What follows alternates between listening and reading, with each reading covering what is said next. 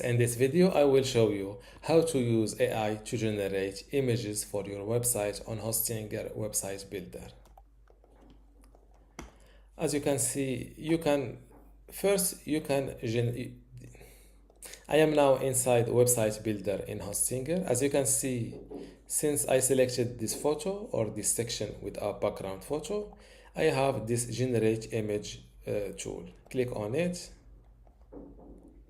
Now you can describe your photo, for example, a nature photo with some birds, for example. As you can see, my description is great. You can select your image style, for example, like craft clay, pixels, 3D, cinematic, or even comic book style or digital art or an anime style. Then hit create images. Since I've used all of my free credits, I can't use this tool, AI image generator tool. I can buy some credits. As you can see, 100 credits for $4. Yes.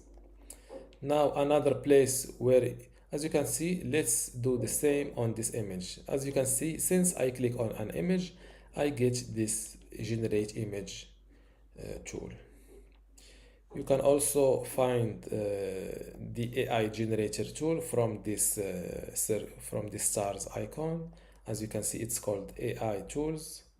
I can click on image generator and it will pop up.